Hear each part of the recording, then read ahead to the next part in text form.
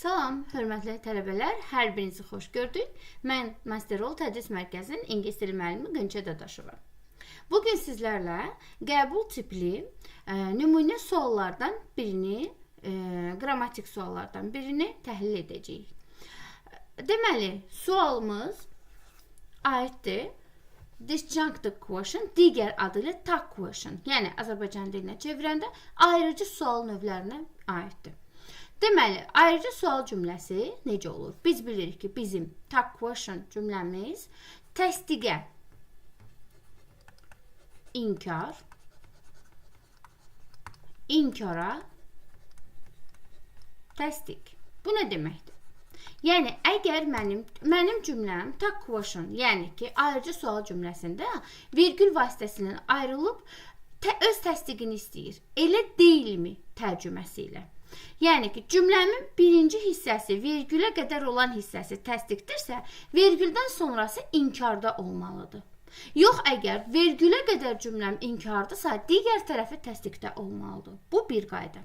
İkinci şərtimiz, əgər mənim birinci hissə cümləm hansı köməkçi feildən və yaxud da hansı feildən istifadə olunubdursa orada, ikinci tag hissəni də o feillə təsdiqləməliyəm.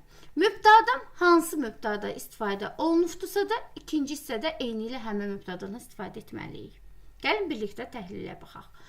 Deməli, bugünkü cümlələrimizdə bizim modal feillər vasitəsilə veriblər. Modal feillər, bilirik ki, modal feillər bir çoxdan modal feillərimiz var və onlardan biri də have to-dur.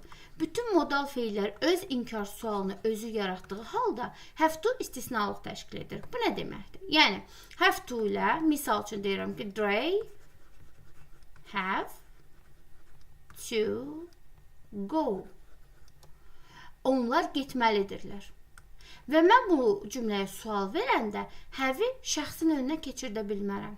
Bu zaman mənim köməyimə do, does və did yetir. Do, does, did.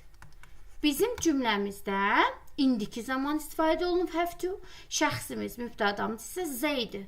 Buna əsasən şəxsə zamana uyğun olaraq mən sualını do, they have to go kimi verə bilərəm.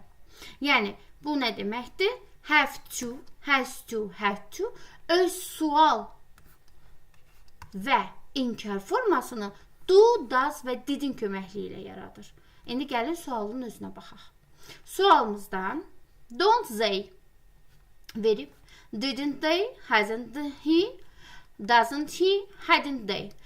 Gəlin variantı qısa olaraq necə işləyirik? Biz variantların içərisində hasn't he, hadn't he, haven't he gördüksə, avtomatik olaraq o variantları silirik. Çünki belə bir variant yoxdur, səhvdir deməli. Digərlərinə baxıram. Cümləm had to keçmiş zamandadır.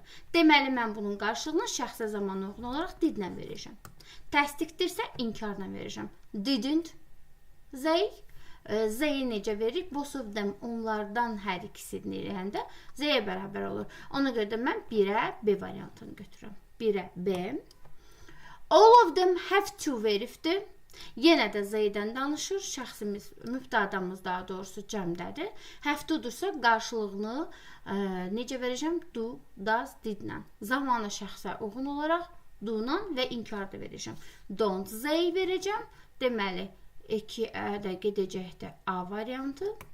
3-ə baxıram. Has to, 3-cü şəxs təkdədir. Waiter, 3-cü şəxs təkdə və onun qarşılığında inkarla verməliyəm. Çünki özü təsdiqdədir. Verəcəm D variantı. Doesn't he. Bu qədər. Deməli, 3-ə də D variantı.